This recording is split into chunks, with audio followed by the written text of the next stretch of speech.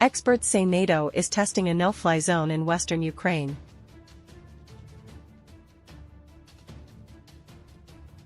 The reason why it is difficult for Ukraine to resist Russia's advances in Kharkov.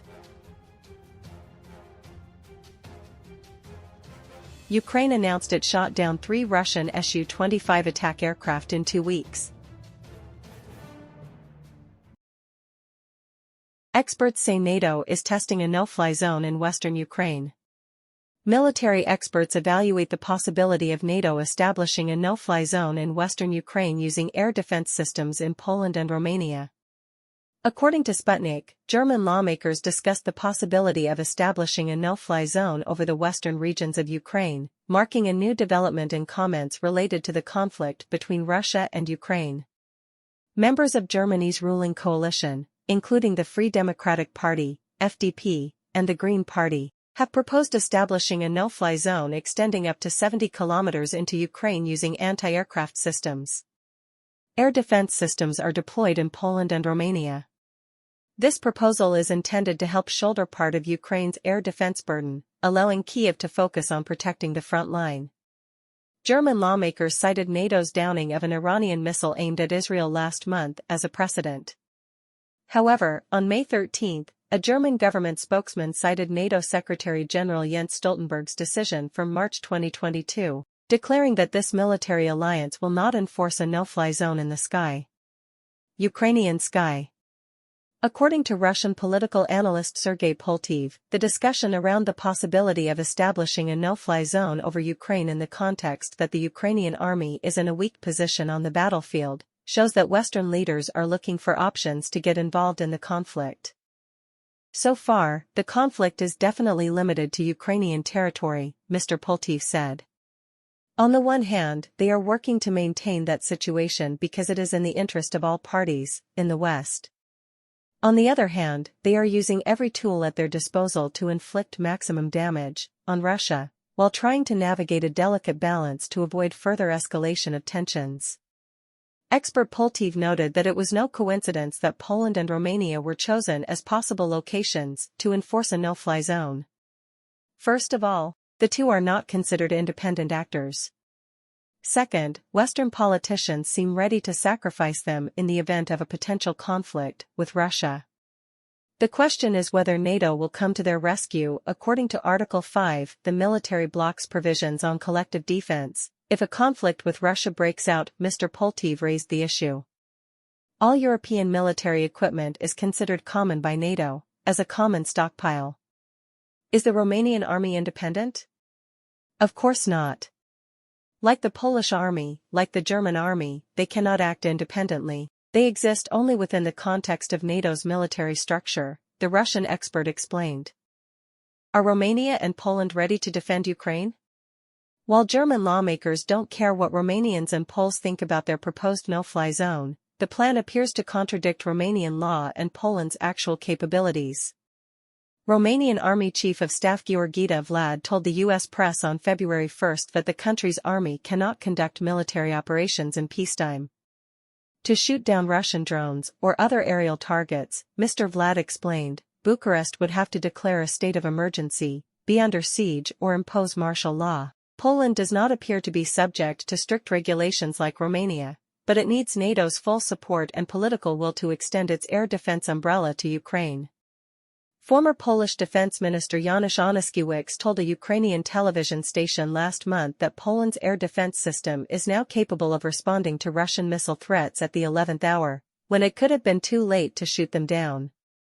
To empower Polish air defense systems to protect western Ukraine, political decisions should be made at the NATO and Kyiv levels, Onyszkiewicz said, adding that the Polish military also needed or provided with full access to information about Ukrainian airspace. Apparently, Poland wants to transfer responsibility to NATO to receive guarantees that the country will be protected if a hypothetical no-fly zone is implemented. According to expert Poltev, it is incorrect for German politicians to mention the possibility of NATO shooting down Iranian missiles and drones aimed at Israel as a precedent for creating a no-fly zone in western Ukraine. In the case of Israel, it is a completely different story, because Iran is not Russia, the expert explained, noting Russia's nuclear arsenal and military capabilities.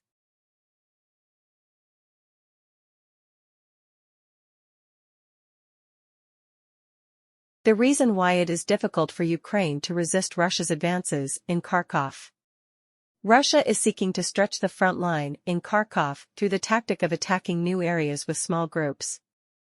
Statements by Ukrainian officials over the past 72 hours on this situation in Kharkiv have varied significantly, from continued defensive fighting to the situation has significantly worsened to Russia has won a number of tactical successes.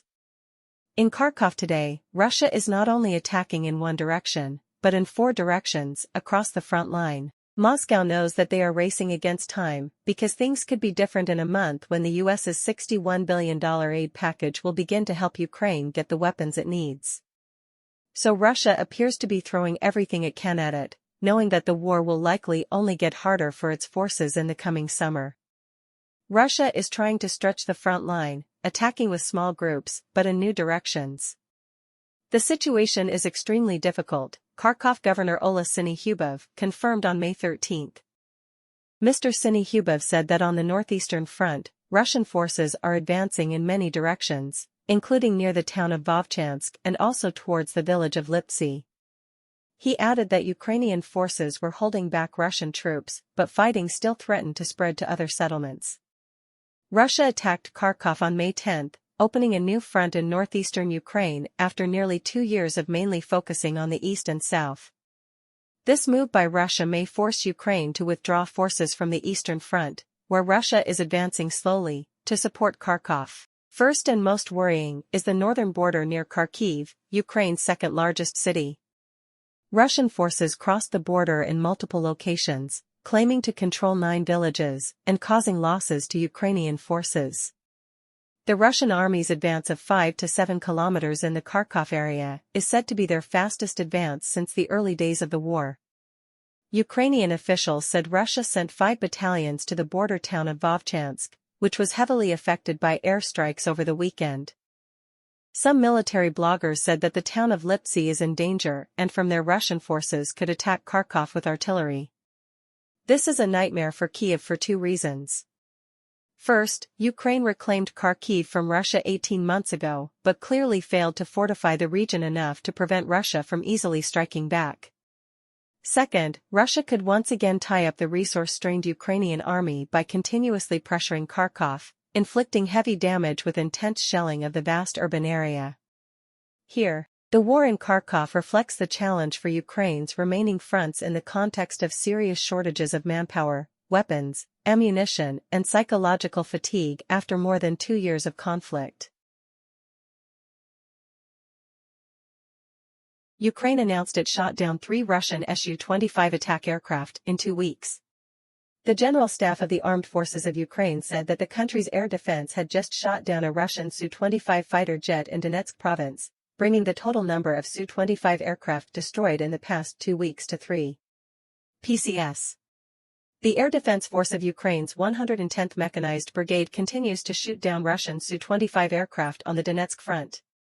This is the 3rd Su-25 shot down in the past 2 weeks, the statement said. The General Staff of Ukraine stated clearly. Previously, on May 4 and 11, Ukrainian officials also reported shooting down a Russian Su-25 fighter jet on the Avdiivka front, Donetsk province. According to the General Staff of Ukraine, as of May 13, the Russian military had lost about 677 aircraft, including 351 combat aircraft and 326 helicopters. The Su-25 is an anti-tank attack aircraft developed by Sukhoi, with the mission of supporting close-range combat for the Soviet Army. The aircraft had its first flight in 1975 and was officially put into military service in 1981. The aircraft uses 2 jet engines that allow it to fly at a maximum speed of 950 km per hour, with a climbing speed of up to 58 meters per second.